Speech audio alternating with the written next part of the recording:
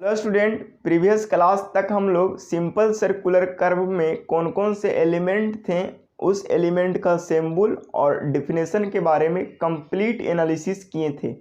आज मैं उसी टॉपिक को आगे बढ़ाते हुए देखेंगे कि सिंपल सर्कुलर कर्व में वो जो एलिमेंट थे उसको ज्योमेट्रिकली कैसे कैलकुलेट करेंगे और कैलकुलेट करने के बाद इसे फील्ड में कैसे यूज करेंगे, इसके बारे में कंटिन्यू होंगे। ठीक है, तो आइए टाइम को ज़्यादा किल ना करते हुए हम स्टार्ट करते हैं geometry of simple circular curve. यकीन मानिए कि ये जो टॉपिक है, ये जो आज की जो क्लास है वो न्यूमेरिकल के लिए सेमेस्टर में 6 मार्क्स के लिए रिस्पॉन्सिबल है। ठीक है ना, तो आप इस क्लास को बहुत बेहतर ढंग से एनालिसिस करेंगे और यकीन मानिए कि अगर आज की ये टॉपिक कंप्लीट होंगे तो सेमेस्टर एग्जाम में 6 मार्क्स के लिए आपकी फाउंडेशन तैयार होगा। ठीक है, तो इससे ज़्यादा तो बोल भी नहीं सकते हैं। ठीक है, तो यहाँ से स्टार्ट करते हैं सिंपल सर्कुलर कर्व। ठीक है, सपोज करिए कि ये आपकी कर्व है जो सिंपल सर्कुलर कर्व है। ठीक है, अब बताइए कि सिंपल सर्कुलर कर्व है तो वो कहीं से न कहीं से उसकी जो पॉइंट होगी वो स्टार्ट होगी। जिस पॉइंट से आपकी सिंपल सर्कुलर कर्व स्टार्ट हो रही थी उस पॉइंट को हम लोग बोल रहे थे पॉइंट ऑफ कर्व। क्या बोल रहे थे? Point of curve. जहाँ पे सिंपल सर्कुलर कर्व खत्म हो रहे थे उस पॉइंट को हम लोग बोल रहे थे पॉइंट ऑफ टेंजेंसी। ठीक है ना, ये चीज़ हम प्रीवियस क्लास में हम सारा कवर किया है। ठीक है, और यहाँ पे एक कर्व, पॉइंट ऑफ कर्व और point of tangency, point of curve और पॉइंट ऑफ टेंजेंसी को मिलाने वाली लाइन को बोल रहे थे लॉन्ग कोड। क्या बोल रहे थे? Long code. ठीक है, अब बड़े आसानी से चीज़ों को समझने की कोशिश कीजिए कि अगर ये सिंपल सर्कुलर कर्व है तो इसकी रेडियस तो ऑलरेडी आप लोग जानते होंगे कि फिक्स इसकी रेडियस होती है। कोई भी सिंपल सर्कुलर कर्व है तो उसकी रेडियस होती है फिक्स। क्या होती है? फिक्स। सपोज करिए कि उसकी रेडियस क्या है? आर है। ठीक है, इतना के बारे में अपन क्लास में डिस्कस किया था। ठीक है, अब यहाँ पे अगर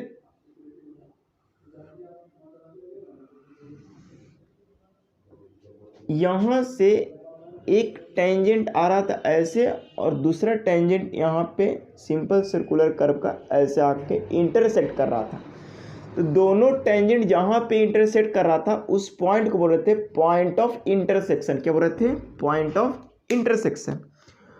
और पॉइंट ऑफ इंटरसेक्शन जब हो रहे थे तो वहाँ पे दो एंगल बन रहे थे, एक एक्सटर्नल एंगल और दूसरा internal angle.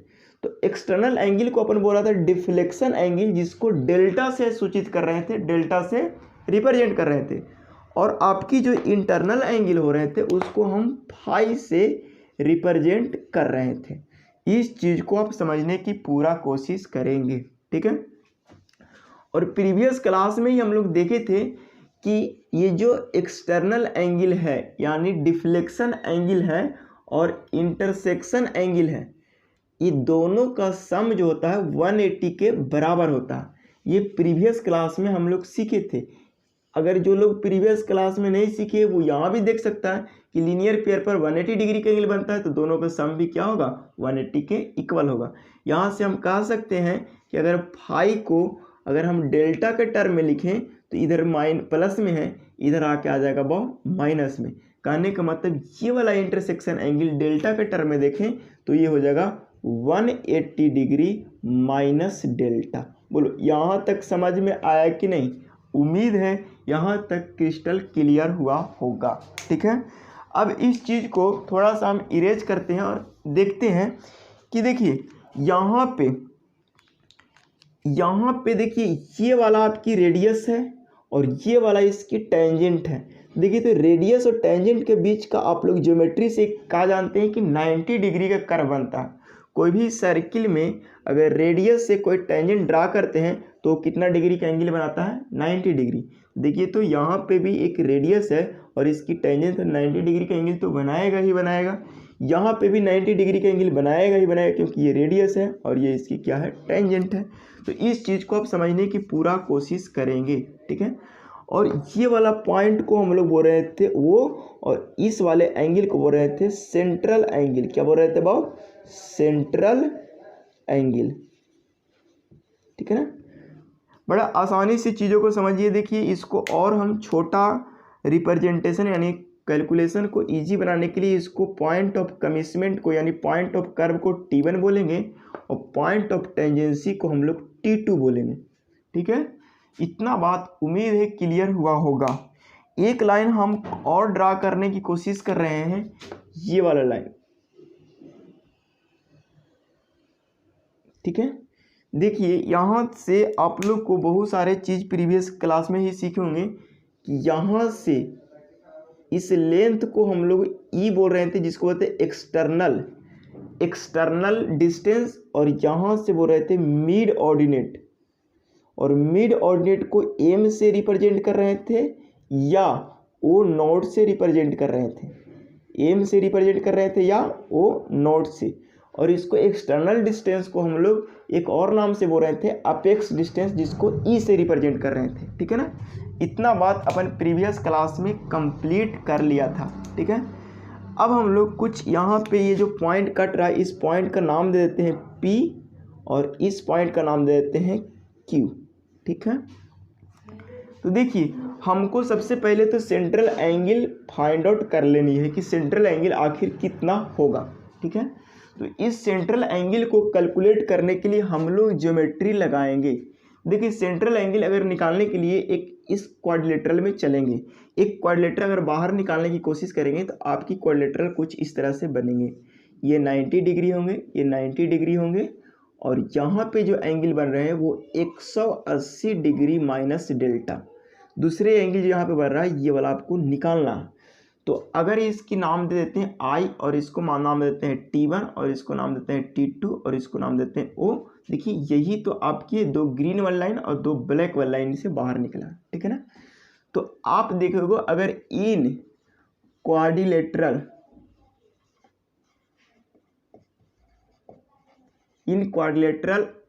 I T2 O T1 में अगर चलेंगे तो हम लोग को यही देखने को मिलेगा, sum of interior angle is equal to 360 degree.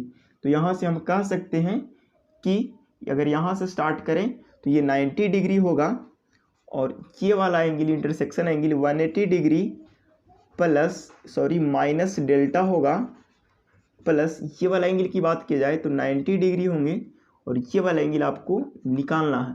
तो बताइए ये वाला एंगल के लिखेंगे एंगल T2 O T1 बराबर कितना हो जाएगा 360 डिग्री। देखिए ये कुछ नहीं, बहुत बड़ा एनालिसिस नहीं है। यहाँ से अगर सब एंगल का सम करोगे तो इतना minus delta plus T2 O T1 आएगा बराबर 360 डिग्री आएगा। देखिए 360 डिग्री से 360 डिग्री शहीद हो जाएंगे, और यहाँ से आपकी जो एंगल बचने वाला है एंगल T2 O T1 बराबर हो जाएगा डेल्टा। यहाँ से एक बात हमने समझ आया, आप लोग को भी यहाँ से एक बात आप लोग को ये समझ आएगा कि इस एंगल को बोल रहे थे डिफ्लेक्शन एंगल और इस एंगल को बोल रहे हैं सेंट्रल एंगल। तो हम कह सकते हैं कि in simple circular curve, in simple circular curve में क्या होगा, एंगल ऑफ डिफ्लेक्शन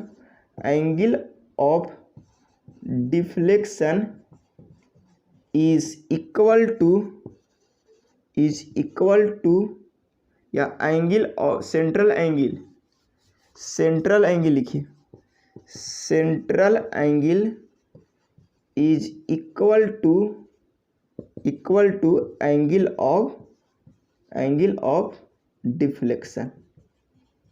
ठीक है ना, सेंट्रल एंगल किसके बराबर है, एंगल ऑफ डिफ्लेक्शन के बराबर है। इसका मतलब ये जो सेंट्रल एंगल आपके मिले वो सेंट्रल एंगल डेल्टा के बराबर आ गए। कितना के बराबर आ गया, डेल्टा के बराबर आ गया। तो यहाँ पे सेंट्रल एंगल यहाँ पे कितना बना वो, तो ये जो सेंट्रल एंगल आपको बना वो बना डेल्टा बना। कितना बना, डेल्टा। अब यहाँ पे क्या करते हैं कि यहाँ पे हम लोग को अगर ये लाइन को बाइसेक्टर लाइन माने तो ये वाला लेंथ पूरा कॉर्ड लेंथ को हम प्रीवियस क्लास में बड़का एल से सूचित कर रहे थे, बड़का एल से दिखा रहे थे। तो ये वाला हो जाएगा L/2 और यहाँ से यहाँ भी हो जाएगा क्या, L/2। बड़ा आसानी से एनालिसिस कीजिए। अगर ये डेल्टा है तो ये वाला कितना हो जाएगा बाब, Δ/2, और ये वाला भी कितना हो जाएगा, Δ/2। यहाँ तक उम्मीद है आप लोग को क्रिस्टल क्लियर हुआ होगा। यहाँ तक उम्मीद है आप लोग को क्रिस्टल क्लियर हुआ होगा। ठीक है, तो हम ये इरेज करने की कोशिश करते हैं। आप लोग इसको स्क्रीनशॉट भी ले सकते हैं और छाप भी सकते हैं। तो स्क्रीनशॉट से ज़्यादा अच्छा होगा, कॉपी में नोट डाउन करेंगे, हम कहीं बार नकार सकते हैं। ठीक है, तो यहाँ पे आप लोग क्या करोगे, आप लोग को नेसेसरी डाटा क्या क्या कैलकुलेट करने को मिलेगा। पहला तो आपको टेंजेंट लेंथ निकालना होगा, दूसरी लेंथ ऑफ लॉन्ग कोड निकालना होगा, तीसरी मिड ऑर्डिनेट निकालना होगा, चौथी अपेक्स डिस्टेंस निकालना होगा, पांचवा लेंथ ऑफ कर्व निकालना होगा, और भी बहुत सारे कैलकुलेट डाटा को करना होगा। तो वो सारे को 1 बाय 1 करके हम लोग देखेंगे। सबसे पहले तो ये आती है कि कैलकुलेशन स्टार्ट करें तो कहाँ से और किस टर्म में हम लोग को कैलकुलेट करना। तो देखिए, सबसे पहले जब आप लोग न्यूमेरिकल्स बनाने की कोशिश करोगे तो क्या होगी, आपकी डिफ्लेक्शन एंगल दिया हुआ रहेगा और रेडियस ऑफ कर्व दिया रहेगा। ये दो डाटा आपको ऑलरेडी पहले से नोन रहेंगे। ठीक है, तो उस स्थिति में हम लोग क्या करेंगे, जितने भी अभी फार्मूला डेरिवेट करेंगे डिफ्लेक्शन एंगल और रेडियस ऑफ कर्व के टर्म में हम लोग डिटरमाइन करेंगे। ठीक है, तो यही हमारा टारगेट होना चाहिए कि जितने भी फार्मूला आए वो डिफ्लेक्शन एंगल और रेडियस के टर्म में आए, रेडियस ऑफ कर्व के टर्म में। ये हमारी टारगेट होनी चाहिए फार्मूला डेरिवेट करते समय। ठीक है, तो आइए स्टार्ट करते हैं। सबसे पहला जो अपन स्टार्ट करते हैं डेरिवेट करना formula, length of long code. Length of long code. ठीक है, तो बताइए लेंथ ऑफ लॉन्ग कोड, हमको ये वाला, हमें ये वाला लेंथ कैलकुलेट करना है यहाँ से यहाँ तक। ठीक है, तो हम लोग क्या करेंगे, सबसे पहले इस ट्रायंगल में चलेंगे, in triangle T1 P and O, T1 P and O में चलेंगे। तो इस ट्रायंगल में साइन का अगर रिलेशन लगाते हैं, साइन का रिलेशन लगाते हैं साइन थीटा, यानी इस ट्रायंगल में चलेंगे तो साइन थीटा अगर लगाएंगे तो देखिए, तो साइन थीटा बाई 2 अगर लिखें तो सामने वाला एंगल L/2 है, L/2 डिवाइडेड बाई आपकी रेडियस क्या है, R है। तो देखिए, अगर इसको और सोल्व आउट करेंगे तो ऐसा लिखेंगे L/2 बराबर हो जाएगा R इंटू साइन Δ/2। इस चीज़ को आप समझने की पूरा कोशिश करेंगे। छोटा छोटा लिखाई पड़ रहा है, नहीं और बड़ा लिखिए। ठीक है, तो यहाँ से अगर L लिखने की कोशिश करेंगे तो 2 इंटू R साइन Δ/2। देखिए, यहाँ से आपको लेंथ ऑफ लॉन्ग कोड निकल गया। देखिए, कोई बहुत बड़ा कंसेप्ट अपन लगाया नहीं, आपकी ट्रिग्नोमेट्री अगर आ रही है तो ये कंसेप्ट क्लियर हुआ होगा। ठीक है, लेंथ ऑफ लॉन्ग कोड अपन निकाल लिया, किसके टर्म में, देखिए आपकी टारगेट थी रेडियस के टर्म में और दूसरा क्या टारगेट थी, डिफ्लेक्शन एंगल के टर्म में। ये दोनों के टर्म में अपन निकाल लिया क्या, लेंथ ऑफ लॉन्ग कोड। हमेशा यही टारगेट होनी चाहिए, क्योंकि रेडियस गिवन रहेगा और दूसरे डिफ्लेक्शन एंगल गिवन रहेगा। ठीक है ना, तो आप इस चीज़ को रिमेंबर कीजिएगा। ठीक है, और कॉपी भी कर लीजिएगा। ठीक है, अपन length of long code complete कर लिया। अब जो अपन मूव करते हैं वो दूसरी मूव करते हैं। ये कैलकुलेट करने के बाद देखेंगे कि हमारा जो कैलकुलेट करना है वो टेंजेंट का लेंथ कितना होगा। तो आगे मूव करते हैं लेंथ ऑफ टेंजेंट की ओर। ठीक है, लेंथ ऑफ टेंजेंट कैसे कैलकुलेट करेंगे, तो देखिए हमारा लेंथ ऑफ टेंजेंट तो हमारा यहाँ से यहाँ तक है, यहाँ से यहाँ तक को बोल रहे हैं लेंथ ऑफ टेंजेंट, यानी ये वाला लेंथ हमको कैलकुलेट करना है। तो बड़ा आसानी से चीज़ों को देखिए, ये हमें कैलकुलेट करना है, ये गिवन है और ये वाला एंगल गिवन है। देखिए, तो इस फिगर को अगर बाहर बनाने की कोशिश करें तो आपकी ये वाला होगी, ये वाला होगी और यहाँ पे 90 डिग्री बन रहे होंगे और ये वाला लेंथ आपको भी ऐसा है। ठीक है ना, ये I है, ये T1 है और ये O है और ये R है और ये T है और ये वाला एंगल आपको गिवन है क्या, डेल्टा बाय 2। देखिए हमको T1 निकालना है किसके टर्म में, R और डिफ्लेक्शन एंगल के टर्म में।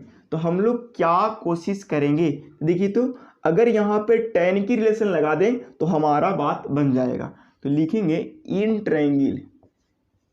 ट्रायंगल बोलिए, नहीं बोलिएगा, OT1 I में, ये I है ना, OT1 I में।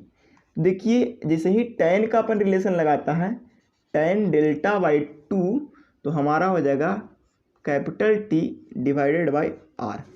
तो यहाँ से लेंथ ऑफ टेंजेंट पता चल जाएगा, T बराबर R into tan delta by 2। देखिए हमारा टारगेट यही था कि जो लेंथ ऑफ टेंजेंट निकले वो किसके टर्म में निकले, R और डिफ्लेक्शन एंगल के टर्म में निकले, ताकि हमारा क्वेश्चंस में यही गिवन रहता, R और डिफ्लेक्शन एंगल। हम खोजते चलेंगे कि हमारा R किधर है, हमारा डिफ्लेक्शन एंगल किधर है। ठीक है, यहाँ तक कंप्लीट होने के बाद अपन तुरंत मूव करते हैं अगली कॉन्सेप्ट की ओर, और ये भी कंप्लीट हुआ, ये भी कंप्लीट हुआ। अब जो हम लोग को कैलकुलेट करना है, लेंथ ऑफ कर्व कैलकुलेट करना है। क्या कैलकुलेट करना है, लेंथ ऑफ कर्व। इसको इरेज करें, यहाँ पे लिखा जाएगा लेंथ ऑफ कर्व। कर्व का लेंथ यानी इसको स्मॉल एल यानी ननका एल से लिख रहे थे, ठीक है ना। तो लेंथ ऑफ कर्व कैसे कैलकुलेट करेंगे, तो देखिए आपकी ये सेंट्रल एंगल क्या है, डेल्टा है ना, डेल्टा। तो आप लोग कुछ नहीं जानिए, आप लोग को कुछ नहीं आता, ऐसा मान के चल रहे हैं। आप लोग बचपन में पढ़े होंगे कि चाप की लंबाई बराबर थीटा बट्टा 360 2 पाई आर होता था, बस वही। और यहाँ से सिंपल सर्कुलर कर्व है तो आर्क लेंथ होगा, तो लिखेंगे आर्क लेंथ बराबर या लेंथ ऑफ कर्व बराबर हो जाएगा, कितना हो जाएगा, यहाँ पे ये सेंट्रल एंगल कितना बन रहा है, डेल्टा बन रहा है। तो डेल्टा बट्टा 360 इंटू 2 पाई आर हो जाएगा। यानी यहाँ से कह सकते हैं अगर लेंथ ऑफ कर्व अगर एल है, लेंथ ऑफ कर्व अगर ननका एल है, तो ननका एल बराबर हो जाएगा डेल्टा बट्टा 360 इंटू 2 पाई आर। यहाँ से आप इसको लिख सकते हो, ठीक है। तो इस चीज़ को आप बड़े ढंग से एनालिसिस कीजिएगा। और ये डेल्टा यहाँ पे डिग्री में है, ये डेल्टा किस में है, डिग्री में है। देखिए यहाँ से आपको निकल जाएगा लेंथ ऑफ कर्व, क्या निकल जाएगा, length of curve, length of curve. देखिए फिर से वही बात है, हमारा टारगेट था ये वाला रेडियस जो है कैपिटल आर है, तो यहाँ पे हो जाएगा कैपिटल आर। ये रेडियस कैपिटल आर है, तो यहाँ पे हो जाएगा कैपिटल आर। देखिए हमारा फिर से टारगेट था कि जो रिलेशन आना चाहिए वो डिफ्लेक्शन एंगल और रेडियस के टर्म में आना चाहिए, जो कि आ रहा, ठीक है ना। इस चीज़ पर बड़े विशेष रूप से आप ध्यान देंगे, ठीक है ना। तो यहाँ से आप लोग इतना डाटा को कैलकुलेट करने के बाद आप अगली डाटा की ओर मूव करते हैं। तब तक अब हम लोग मिड ऑर्डिनेट की ओर मूव करते हैं, मिड ऑर्डिनेट, ठीक है ना। मिड ऑर्डिनेट को हम लिख रहे थे ओ डैश से या एम से, ठीक है ना। देखिए हमारा ये लेंथ कैलकुलेट करना है, ठीक है ना, ये वाली लेंथ कैलकुलेट करना है। आपकी यहाँ से यहाँ तक पता है कि ये रेडियस होगी, तो गलती से हमको अगर ये वाला लेंथ पता हो जाए तो ये वाला लेंथ निकाल सकते हैं, ठीक है ना। तो कुछ नहीं करेंगे हम लोग, क्या करेंगे, ट्रायंगल चलेंगे, इन ट्रायंगल। देखिए आप इसको बाहर से हम इसको यहाँ पे ऐसे ड्रॉ करते हैं कर्व को, और इसको समझाने की कोशिश करते हैं। ये आपकी कर्व है और ये इसकी रेडियस आर है, और ये वाला एंगल डेल्टा बाई 2 है, ठीक है। और आपको जो कैलकुलेट करना है वो ये वाला कैलकुलेट करना है। बताइए ये वाला कैलकुलेट करना है, कैसे कैलकुलेट होगा, इस चीज़ को आप समझने की पूरा कोशिश कीजिए। और इसी को बोल रहे थे एम या ओ नॉट, ठीक है ना, ओ नॉट। अब बताइए इसको कैलकुलेट करना है, और यहाँ से ये वाला टेंजेंट लेंथ, ठीक है ना। तो और यहाँ से यहाँ ये वाला L/2 होगा, ठीक है ना।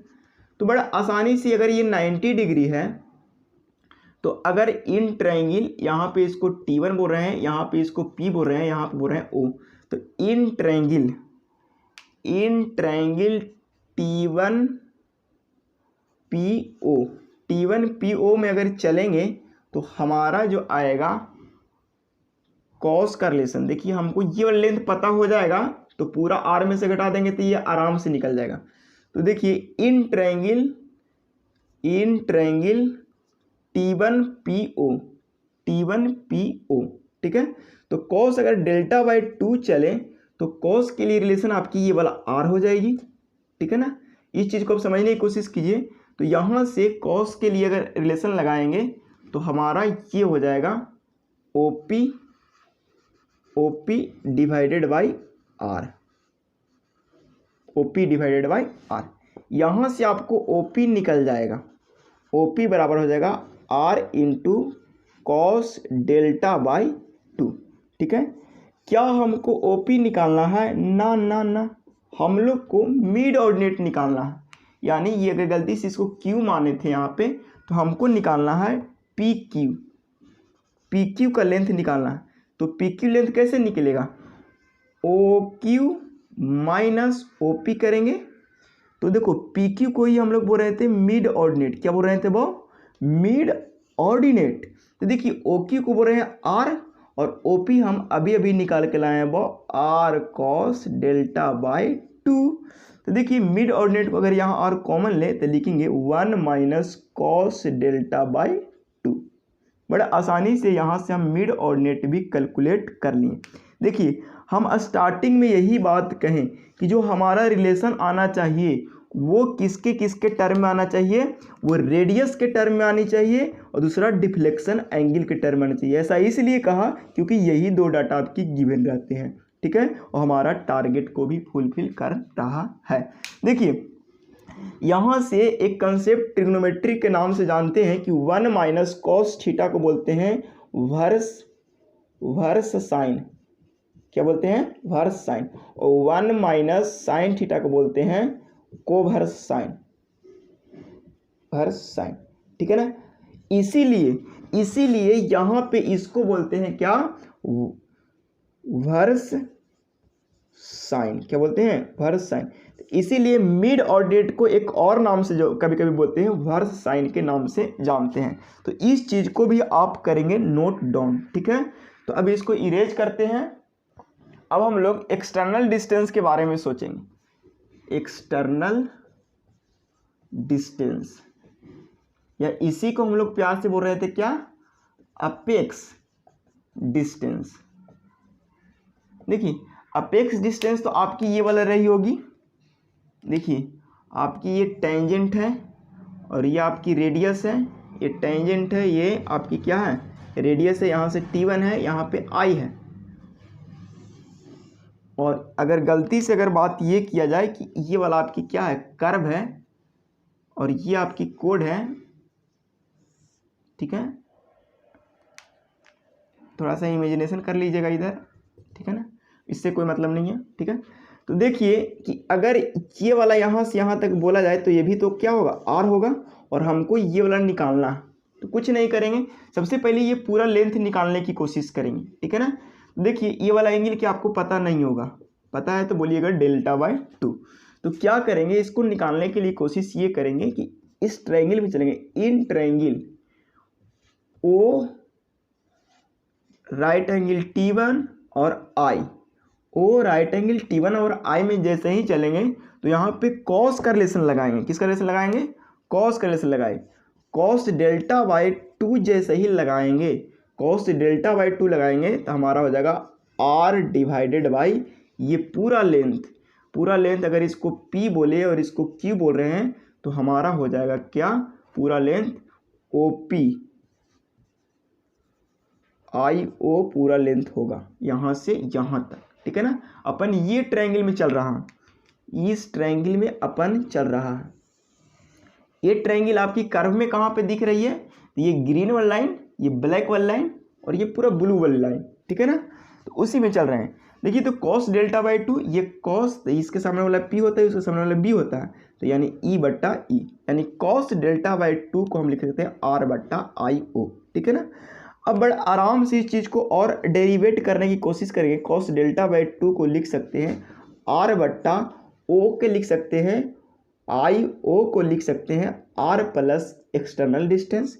तो यहाँ पे लिखेंगे आर प्लस एक्सटर्नल डिस्टेंस या अपेक्स डिस्टेंस। ठीक है ना।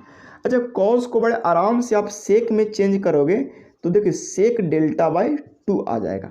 ऐसा हमने इसलिए किया क्योंकि कैलकुलेशन थोड़ा आसान हो जाए। ठीक है ना।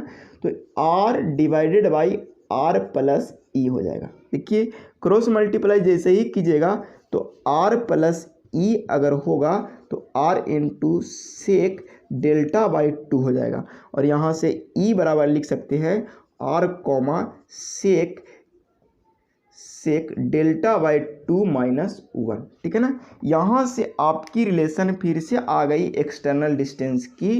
क्या आई बाव, यहाँ से देखिए हमारा टारगेट था कि आप रिलेशन जो लाओ वो डेल्टा के टर्म में लाओ, यानी डिफ्लेक्शन एंगल के टर्म में लाओ, और रेडियस ऑफ कर्व के टर्म में लाओ, और दोनों ही हमारा निकल गया उसी टर्म में। तो यहाँ से कह सकते हैं एक्सटर्नल डिस्टेंस तक अपन क्या कंप्लीट। ठीक है ना।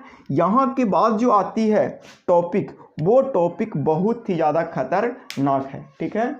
अभी तक हम लोग जितने भी फॉर्मूले डेरिवेट किए वो सारे फॉर्मूले डिफ्लेक्शन एंगल और रेडियस ऑफ कर्व के टर्म में डिराइव किए। लेकिन कभी कभी क्वेश्चंस में आपकी radius of curve directly given नहीं रहता, उस स्थिति में आपको डिग्री ऑफ कर्व गिवन रहता है। तो आइए हम समझने की कोशिश करते हैं कि डिग्री ऑफ कर्व क्या होता है और डिग्री ऑफ कर्व से हम लोग उस रेडियस कैसे कैलकुलेट करेंगे। ठीक है। और यकीन मानिए कभी कभी ये 4 मार्क्स में पूछता है डिग्री ऑफ कर्व आपकी सेमेस्टर एग्जाम में। ठीक है ना। तो आज की क्लास बहुत ही खतरनाक होने वाला है। ठीक है ना। तो यहाँ से अगर बात करें डिग्री ऑफ कर्व की, डिग्री ऑफ कर्व, ठीक है ना, डिग्री ऑफ कर्व की बात करें, देखिए इसको थोड़ा सा समझने की कोशिश कीजिए। डिग्री ऑफ कर्व कैसे डिफाइन होता है, ये आपकी डिग्री। देखिए इसको 4 मार्क्स के लिए अपन हाईलाइट कर रहा है, वहाँ कभी कभी और में ये दिख जाते हैं। ठीक है ना। तो डिग्री ऑफ कर्व बहुत ही आसान है समझना। अगर कोई कर्व है, अगर कोई कर्व है, अगर कोई क्या है वो कर्व है, और अगर इस कर्व की अगर लेंथ की बात किया जाए, अगर इस कर्व की अगर लेंथ गलती से अगर एक चेन हो जाए, कितना हो जाए, एक चेन हो जाए। अगर कोई कर्व है, कोई कर्व मतलब होता है सिंपल सर्कुलर कर्व, अगर आपकी सिंपल सर्कुलर कर्व है अगर उसकी लेंथ एक चेन के बराबर हो जाए तो उस कर्व के द्वारा जितना सेंटर पर एंगल बनाएगा, जितना सेंटर पर एंगल बनाएगा तो उसी एंगल को हम लोग बोलते हैं डिग्री ऑफ कर्व। ठीक है। एक बार फिर से इसको समझ लीजिए। अगर कोई कर्व का लेंथ अगर एक चेन हो जाए और उस कर्व के द्वारा सेंटर पर जितना एंगल बनाएगा तो वही एंगल उस कर्व का डिग्री ऑफ कर्व कहलाएगा।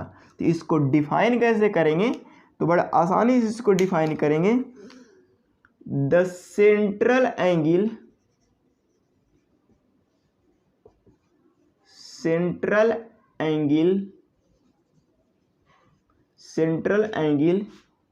Subtended bye arc. ठीक है ना। सबटेंडेड बाय आर्क, और इसकी कॉर्ड भी होगी तो कॉर्ड भी कभी कभी लिख देते हैं, आर्क और cord. whose length is equal to one chain, comma is known as degree of curve। बड़े आराम से इस चीज़ों को समझिए। कह रहा कि द सेंट्रल एंगल, ये वाला आर्क लेंथ अगर एक चेन के बराबर होगा और उसके द्वारा जितना भी सेंट्रल एंगल बनेगा वही सेंटर एंगल को बोलेंगे डिग्री ऑफ कर्व। देखिए इसको लिखेंगे it is denoted by D degree. ऐसा इसलिए लिख रहे हैं क्योंकि 4 मार्क्स में लिखना भी होता है कुछ लैंग्वेज, ठीक है ना। हाँ, अब इसको कैसे देखेंगे, ठीक है। हम लोग बचपन में बहुआ टाइप में हम लोग ये पढ़ते थे कि अगर ये आर्क लेंथ और ये थीटा गिवन है तो ऐसा लिखते थे कि थीटा, या ऐसा लिखते थे कि आर्क लेंथ बराबर होता है चाप की लंबाई बराबर थीटा बट्टा 360 और 2 पाई आर। तो यहाँ पे चाप एक तरह से कर्व है ना, है। तो यहाँ से लिख सकते हैं कि अगर यहाँ पे लेंथ ऑफ कर्व बराबर लिखेंगे, लेंथ ऑफ कर्व बराबर क्या लिखेंगे, तो यहाँ पे थीटा के बराबर क्या है डिग्री, यानी डी डिग्री बट्टा 360 इंटू 2 पाई आर। अगर गलती से ये वाला आर अगर कैपिटल से रिप्रेजेंट कर रहे हैं तो यहाँ पे आर क्या होगा, कैपिटल होगा। तो बड़ा आसानी से लेंथ ऑफ कर्व, कितना लेंथ का है कर्व यहाँ पे बाबू, एक चेन का, कितना चेन का, एक चेन का। तो हम लिख सकते हैं D degree divided by 360 into 2 pi R. देखिए हमको क्या, एक चेन लेंथ, बड़ा आसानी से चीज़ को समझने की कोशिश कीजिए। अगर एक चेन लेंथ को अगर आप डिराइव करो, अभी तो इसको डिग्री ऑफ कर्व निकालने की कोशिश करते हैं, तो डिग्री ऑफ कर्व बराबर लिख सकते हैं एक chain length into 360 divided by 2 pi R, यही तो हुआ। इसी को बोलते हैं हम लोग डिग्री ऑफ कर्व। उम्मीद है आपको यहाँ तक दिखाई पड़ रहा होगा और समझ में भी आ रहा होगा। एक अपनी आंखों से भी दिखाई पड़ रहा होगा, दूसरी मन की आंखों से भी दिखाई पड़ रहा होगा। देखिए डिग्री ऑफ कर्व बराबर यहाँ से एक रेडीमेड फार्मूला निकला, 1 chain length into 360 degree divided by 2 pi R. देखिए यहाँ पे आप समझ सकते हो कि रिलेशन निकला डिग्री ऑफ कर्व और दूसरा रेडियस। आपकी डिग्री ऑफ कर्व गिवन रहेगा तो आप रेडियस निकाल सकते हो। एक बात और आती है कि सर आपने जो चेन लिया वो कितना मीटर का चेन लिया। सबसे मेजर क्वेश्चंस, आपने जो चेन लिया वो कितना मीटर का चेन लिया। तो यहाँ पे हमने जो चेन लिया वो 2 तरीके के चेन आपको गिवन रहेगा, या तो 20 मीटर वाली लेंथ वाला गिवन रहेगा या तो 30 मीटर लेंथ वाली चेन गिवन रहेगा। तो 20 मीटर लेंथ वाले के लिए डिग्री ऑफ कर्व बराबर हो जाएगा, एक चेन लेंथ 20 मीटर का होगा इंटू 360 डिग्री होगा डिवाइडेड बाय 2 पाई आर हो जाएगा। ठीक है, यहाँ से दिखाई पड़ रहा ना, यहाँ से जो कैलकुलेशन करके आएगा वो यहाँ पे आ जाएगा आपकी degree of curve.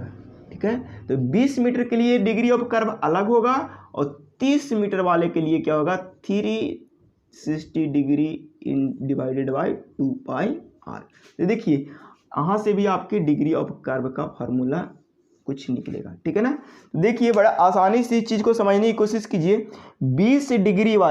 20 metre length वाले चेन का डिग्री ऑफ कर्व का फार्मूला हमारा ये मिला और 30 मीटर लेंथ वाले का डिग्री ऑफ कर्व का फार्मूला हमारा ये मिला। देखिए कभी कभी डायरेक्ट क्वेश्चंस यहाँ से पूछ लिए जाते हैं कि बताइए कि आप डिग्री ऑफ कर्व निकालिए जब आपकी 20 मीटर लेंथ वाली चेन आपकी गिवन है तब, 30 मीटर लेंथ वाली चेन का लेंथ गिवन है तब। ठीक है, तो इसको कैलकुलेट करके भी न्यूमेरिकल वैल्यू लिखते हैं।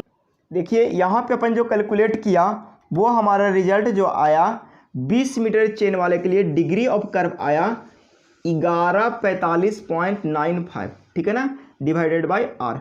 यहाँ पे जो अपन कैलकुलेट किया वो आया आपको 1718.87 डिवाइडेड बाय आर।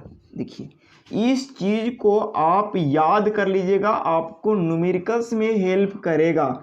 आप यहाँ तक तो नहीं, हो सकता सेमेस्टर में भी पूछते हैं, लेकिन एसएससी जेई के लिए आप अगर प्रिपरेशन कर रहे हो तो इस पॉइंट को हॉट समझेंगे, ठीक है ना। और ये दोनों ही चीज़ को आप क्रिस्टल क्लियर कीजिएगा। यहाँ से आपको समझ आया कि डिग्री ऑफ कर्व क्या होता है, ठीक है। वीडियो बहुत ज़्यादा केस में क्या होता है, क्वेश्चन में चेनेज गिवन होता है, ठीक है ना।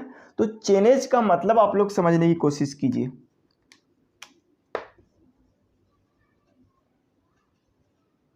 चेनेज, देखिए चेनेज का मतलब क्या होता है, ऐसा क्वेश्चन में गिवन रहे, chainage of point of intersection is 400 metre. इसका मतलब आप क्या समझोगे, इसका मतलब ये हुआ कि स्टार्टिंग पॉइंट से आपकी इंटरसेक्टिंग पॉइंट तक का जो लेंथ है वो आपकी लेंथ कितना है, वो 400 मीटर है। ये बात समझना। चेनेज ऐसा दिया रहे कि chainage of point of intersection is 400 metre. इसका मतलब स्टार्टिंग पॉइंट से इंटरसेक्टिंग पॉइंट का लेंथ आपको कितना गिवन है, 400 मीटर। अब यहाँ पे चेनेज का मतलब हम लोग समझ गए कि आखिर चेनेज बताता क्या है, ठीक है। तो अगर बात ऐसा कहे कि चेनेज ऑफ इंटरसेक्शन पॉइंट आपको गिवन है, तो सपोज करिए कि आपने काम यहाँ से स्टार्ट करना चालू किया और इंटरसेक्टिंग पॉइंट तक मेजरमेंट लिया। कहाँ तक मेजरमेंट लिया, वो इंटरसेक्टिंग पॉइंट तक, ऐसा इसको बोलते हैं पॉइंट ऑफ इंटरसेक्शन, ठीक है ना। यहां तक मेजरमेंट लिया तो इसको बोलते हैं, मान लीजिए सपोज करिए कि इसे कुछ चेनेज गिवन होगा और इस टेंजेंट को यहां पे मिला दो, ठीक है ना, ऐसा, ठीक है। तो ऐसा गिवन रहे कि chainage of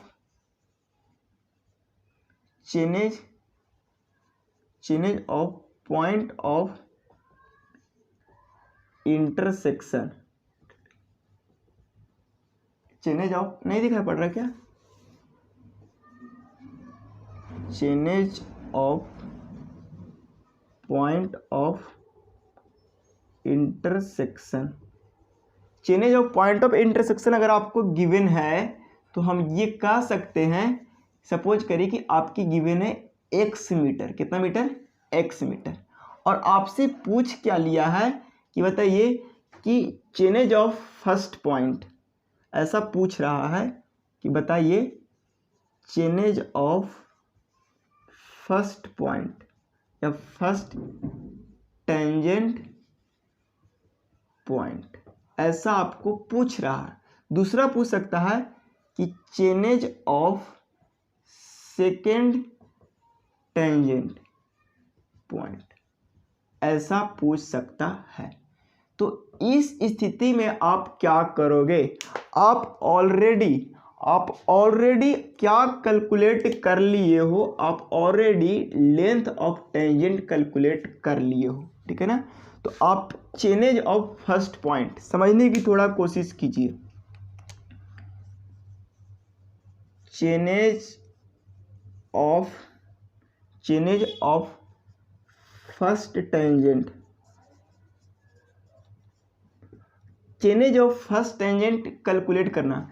chainage of first tangent कहने का मतलब ये स्टार्टिंग पॉइंट से ये T1 तक, यही तो चेनेज ऑफ फर्स्ट टेंजेंट कहने का मतलब ये स्टार्टिंग पॉइंट से यहाँ तक।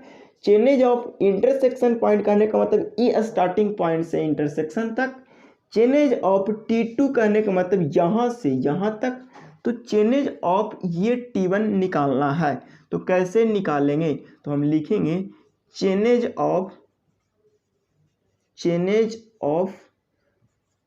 पॉइंट ऑफ इंटरसेक्शन,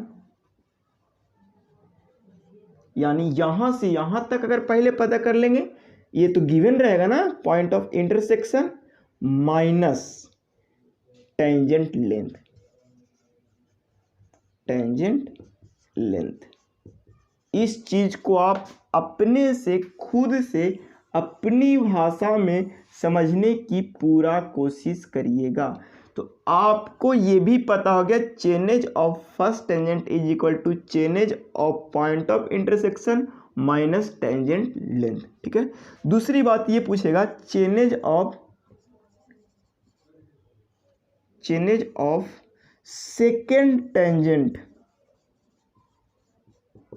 तो देखिए सेकेंड टेंजेंट के लिए हमको क्या करना होगा कि अभी अभी तो हमने chainage of first point calculate कर लिया। तो अगर फर्स्ट पॉइंट में से अगर फर्स्ट पॉइंट यहाँ चेनेज ऑफ फर्स्ट पॉइंट है, अगर उसमें अगर कर्व का लेंथ अगर जोड़ देंगे तो हमारा मिल जाएगा चेनेज ऑफ सेकेंड टेंजेंट। तो यानी लिखेंगे चेनेज ऑफ सेकेंड टेंजेंट बराबर लिख सकते हैं, क्या लिख सकते हैं, लिखिए chainage of first tangent plus यहां से यहां तक लेंथ ऑफ कर्व जोड़ देंगे, लेंथ ऑफ कर्व। इस चीज को भी आप बड़े ध्यान से समझने की कोशिश पूरा करेंगे। यहां तक अगर आप लोग ने समझ गया तो यहां से एक चीज और पूछता है, वो हम इस वीडियो को ज़्यादा लंबा ना होने देंगे और नेक्स्ट वीडियो में बताएंगे, जो कि ऑब्जेक्टिव के लिए बहुत ही ज़्यादा खतरनाक होता है। ठीक है, इस चीज़ को आप समझ लीजिएगा। ठीक है।